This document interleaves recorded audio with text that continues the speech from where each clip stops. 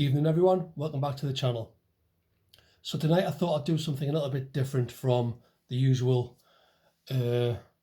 guitar reviews and tips and songs and things like that. And something I've used for about the last 3 years now, and it's this GarageBand on the Apple iPad. It's absolutely fantastic. I'm probably going to be doing a series of videos on music production with GarageBand on the iPad. But for this first video, I just wanted to discuss really some ways of getting audio into the iPad. Now, the iPads, it's great for software instruments, like for example, the drummer. That's absolutely fantastic. You can just play away to your heart's content on there. Some fantastic versatile drum sounds, different kits, different drummers, all the fills, everything you want, all in one place. It's absolutely brilliant. But on top of that, I'll just come out of that. On top of that, you've got your keyboards.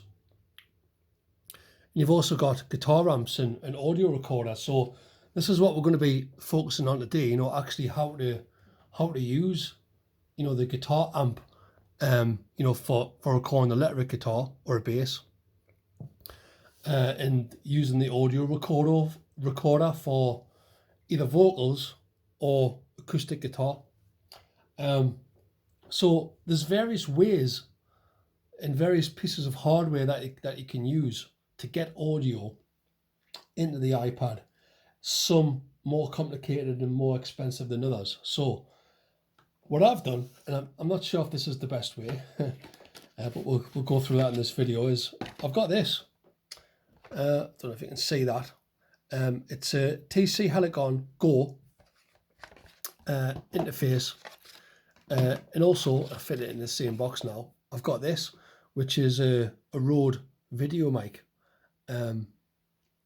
It's a TRRS mic, which basically just plugs straight in to the iPad. Both of these devices, they plug straight into the headphone jack on your iPad. So the advantages to this are, these devices don't need an external power supply or any other equipment for them to work on the iPad. So you just plug them straight in. It's plug and play. I've came up with a sort of solution where I've got the iPad, get the iPad charged up. It's completely mobile. I've got my box with my two interfaces in there.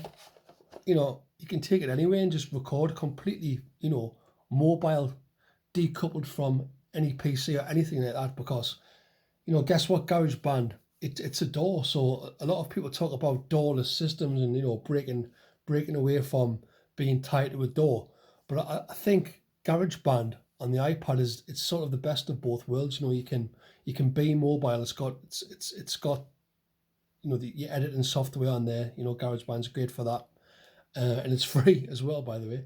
And then I've got a very, very small light amount of hardware to go with it that I can just take in my guitar case. Yeah, I can literally fit all of this recording gear in my guitar case. How good is that? That's amazing, really. But is it the best sound quality? That's the thing. And I'm having a little bit of a debate over that.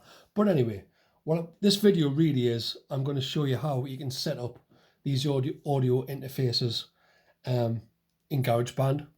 So first of all, we're going to put some vocals down. I'll try to. So basically I'm going to use this. This is the Rode VideoMic. So what you do is you basically, you just plug it in and that's it, really. So I don't know if you can see that. I'll just angle it up slightly. There it is, raring to go. So what I'm going to do is to monitor that is I've got my little Laney Lion Bluetooth amp, and I'm just going to plug the headphone out of the video mic into that, so you can get some, you can see what it sounds like. Basically you can hear the audio back through the iPad. So anyway, so say for example if you want to record some audio, right, so let's have a go at this now. Let's have a look at the recording levels for this. Needs to be bumped up a little bit, I reckon. 1 2 1 2. Right, okay, so what we'll do is I'll just take the metronome off there and we'll just,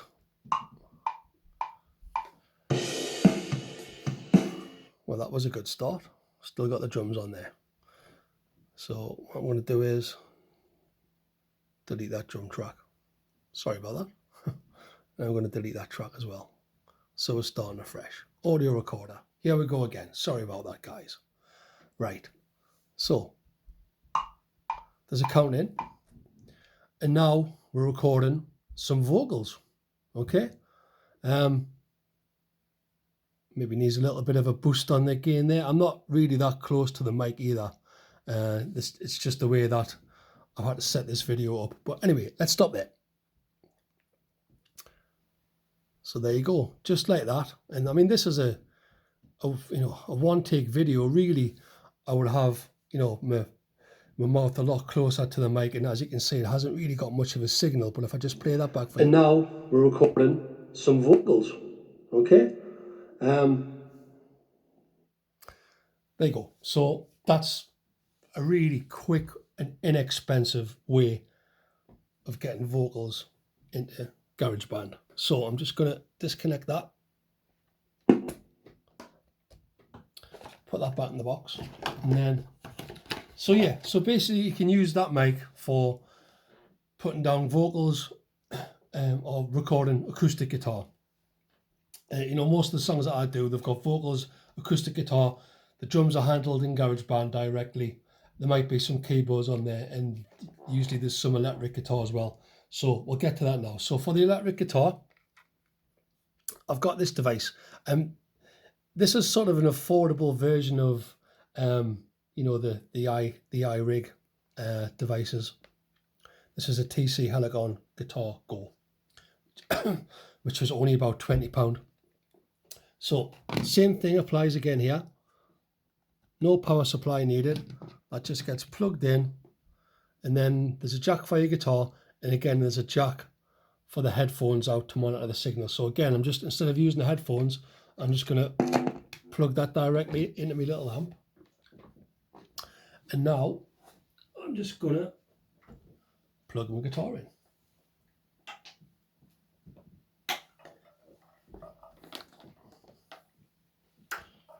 I'll try and show you.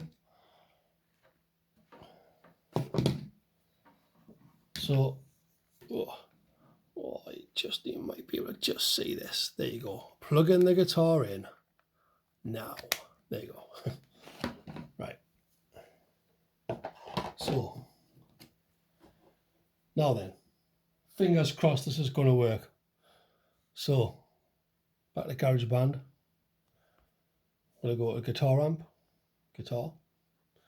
I'm just going to go, I've got some sounds that are already used. Let's go for a lush delay, which is a clean sound first of all. And let's set this up. So I'm going to turn on monitoring. I'm going to back off that input level.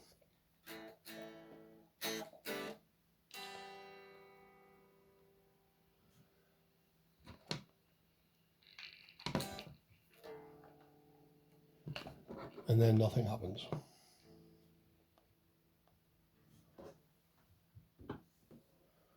See, now this is what you get with live videos.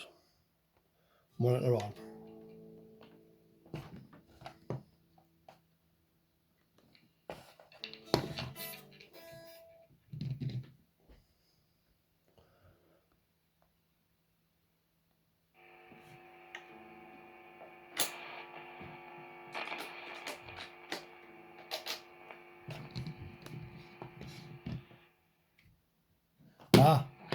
So what I've done there is I've been stupid and plugged the guitar into the wrong jack.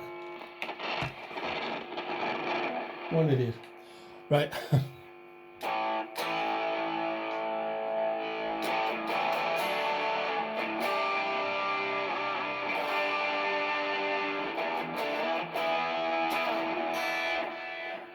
Right, okay, let's go back to that clean sound again.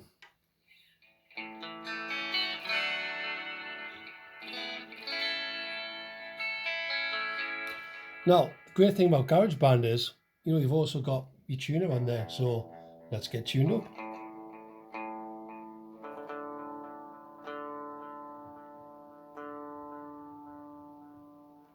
Let's try to get tuned up.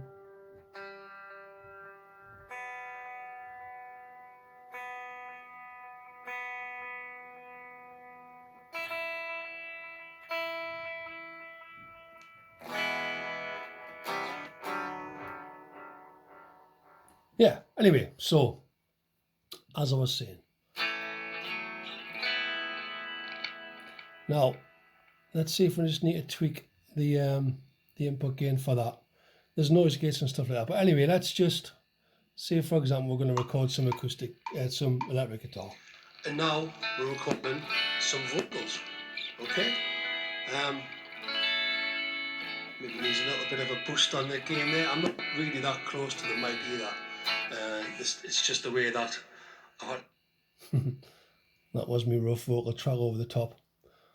Right, so what I'm going to do is I'm just going to mute my vocal track and just play back the guitar.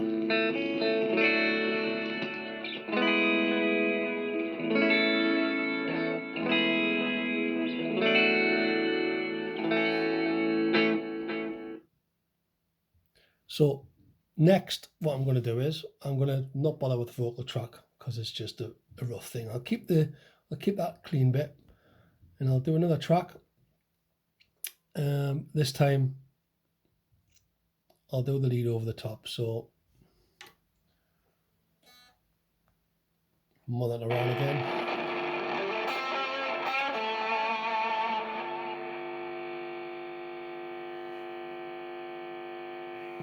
And have you noticed how noisy it is? It's really quite noisy. But anyway, we'll bear with it.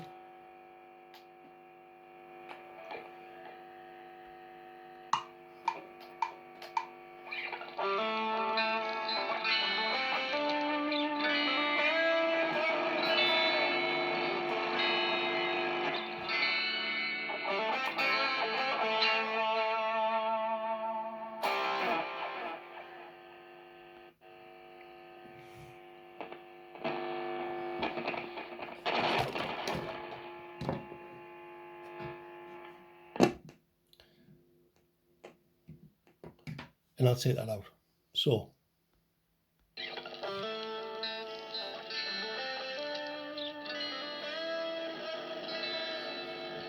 sorry for that bit of noise there, that was my guitar lead coming out.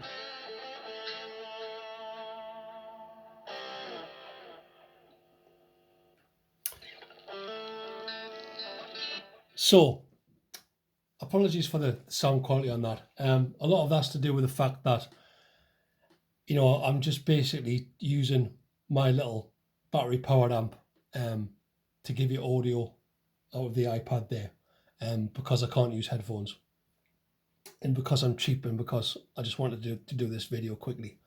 But hopefully you've seen how easy it is really to get audio into the iPad. Now, I know what you're going to say, oh, the sound quality is terrible.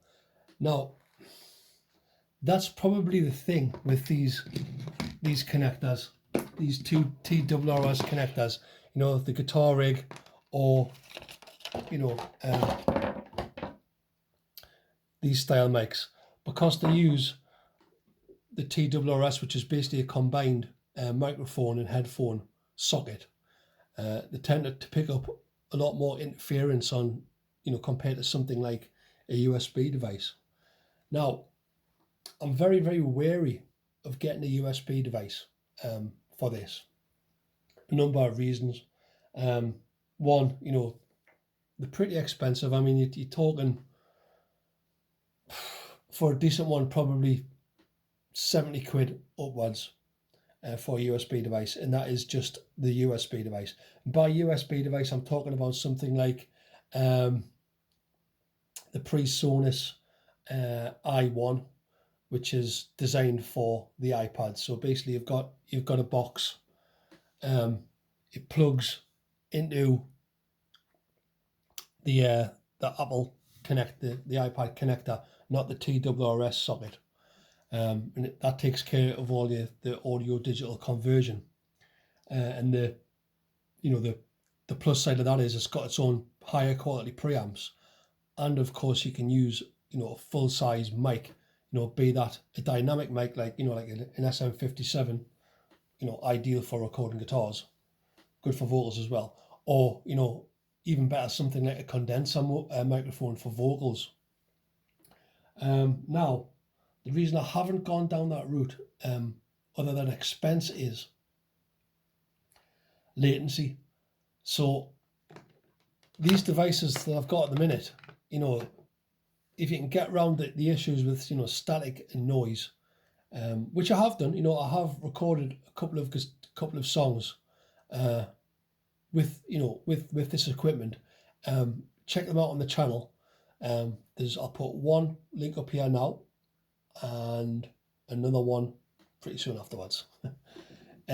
So those two songs were done using this, and all of the other songs on the channel were done using the usual PC based DAW. I used Ableton, and I had a USB interface, Boss BR800 for that.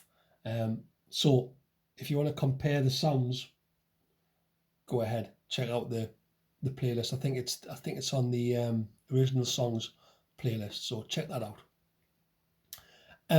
So I suppose what I'm trying to say is, if you want to have a really easy, convenient, cheap recording solution, that's mobile, you can take it anywhere. If you've got an idea, this is great for just capturing ideas with the minimum amount of fuss. You don't need to even set up a mic stand or anything like that. It's just brilliant for that. Drawbacks are, as you've seen, possibly sound quality, but that could be just down to the way I've set this video up with that amp. So that's about it really. I'm going to do a few more videos on my journey with this, whether that's going to go down the road of USB interfaces, I don't know. The latency issue is a massive one for me. If you start getting latency, and by the way, latency is when you play something and the sound that you hear back, the monitored sound, is delayed substantially, so you can't really record anything because it messes about with your timing. Traditionally, USB devices are prone to that because the signal's got to go into the device, all the way up a cable to your DAW, all the way back and then out again. Whereas something like this is just direct connection. So yeah, I don't really want to go back down the road of latency and all that carry on. That was a nightmare. So yeah, that's my first video of many, hopefully, where I'll be showing you around GarageBand really, and giving you a few tips on how to put a song together and how to use the features on GarageBand, and just tips that I've picked up along the way, using it for around about 3 years, and before that I've been producing my own music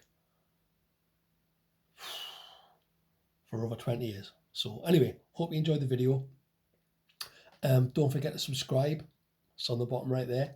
If you've got any comments on how terrible that sounded, drop us a comment, drop us a like. Thanks for supporting the channel, and I'll see you on the next one. Bye.